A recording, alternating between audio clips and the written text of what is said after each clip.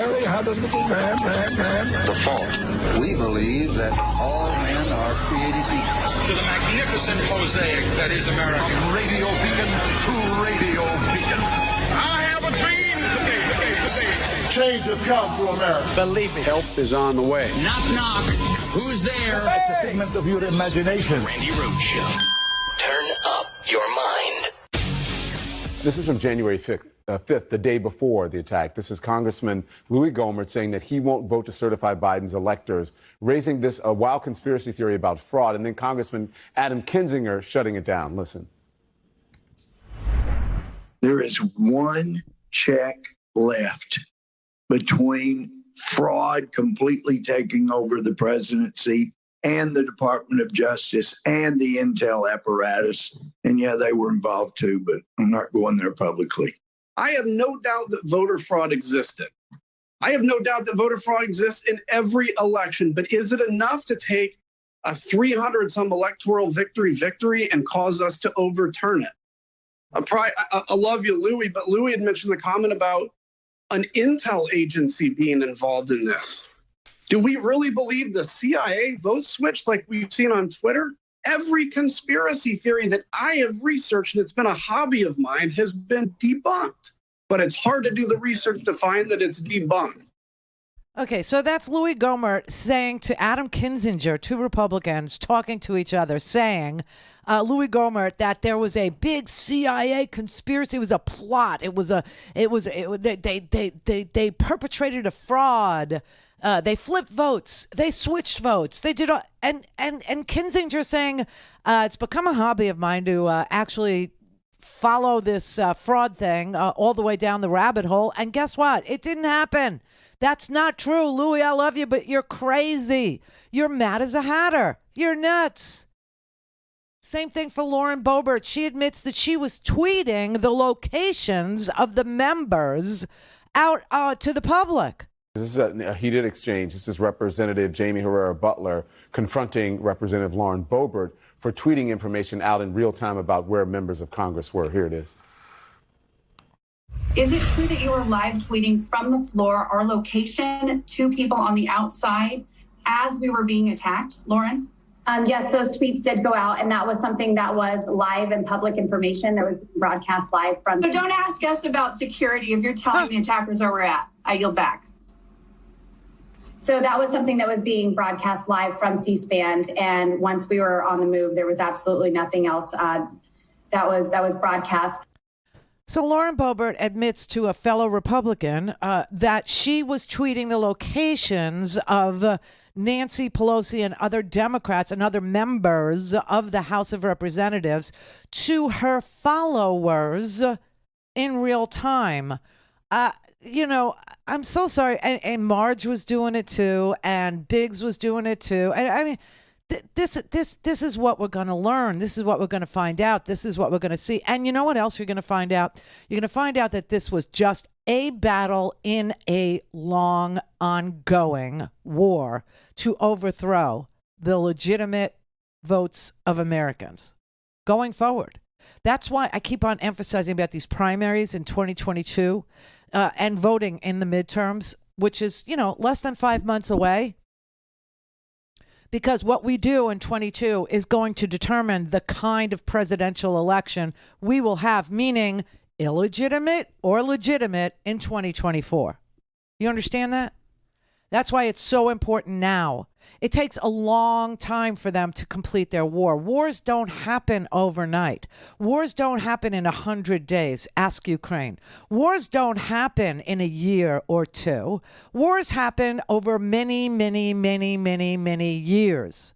And the Republicans are at war with us, with our country, with our government, with our system of self-governance. They are literally at war with democracy.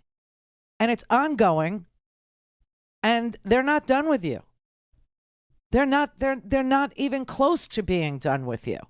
And that is why you have all these Republicans counter messaging to this tiny little sliver of angry old white men and the people who want to do violence, the people who are armed to the teeth, the people who are looking for an excuse, like the Oath Keepers, like the Proud Boys, like the 3%ers, like all these crazy militia dudes. And they're not legitimate militias. You know what I put in the homework today? I put in the homework, so if you want to see it, go to randyrhodes.com, okay? And then click on homework. You'll see, when you first land there, I have this thing saying you and asking for, to support our show. But that is not a paywall. You can just clear that out and just go to the homework. Click on it. It's free, okay? I make all the work that we do free for you. And what you will see is what a well-regulated militia looks like by virtue of legislation. Because back in the day, we actually had, before the National Guard, we had well-regulated militias. And those well-regulated militias had age requirements, had weapons requirements, had exceptions to who had to enroll. It was compulsory.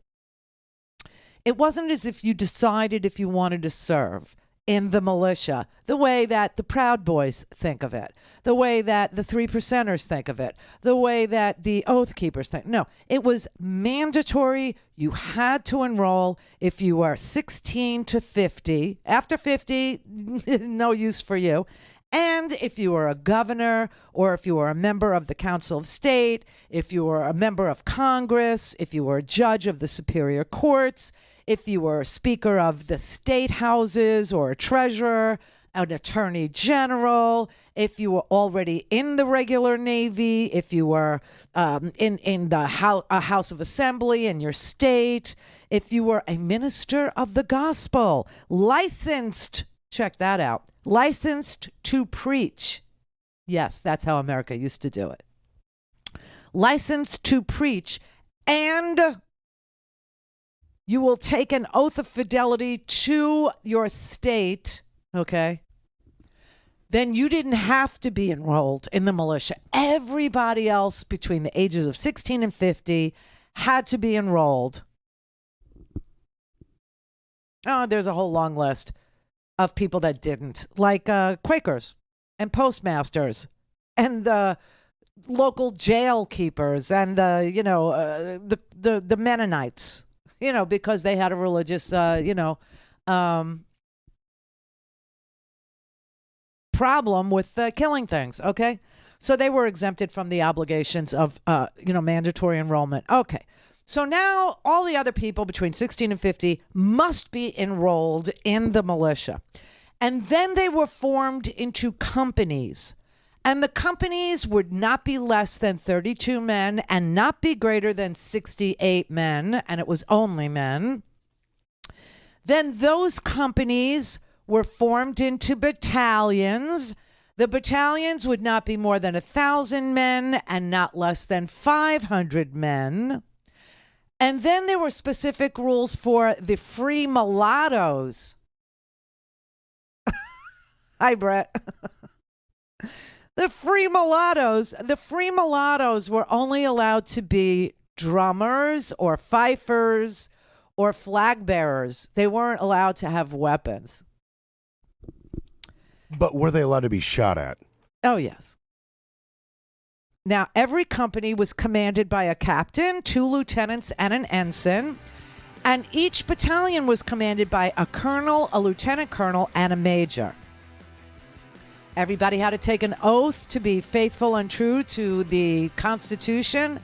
And they had to profess that they were a citizen and that they would faithfully and justly execute the office of a militia of the county that they were enrolled in. And according to the best of their skill and judgment, they would, protect and defend against all enemies, foreign and domestic. So help them God. They had to muster. See, this is the part that nobody likes. They had to show up. They had to muster once every month, except for December and January. And then there was a general muster in every county at every courthouse of a county in April and October.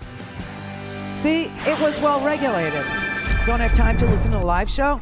Want to hear more on your schedule? Go to randyrhodes.com and buy a stinking podcast.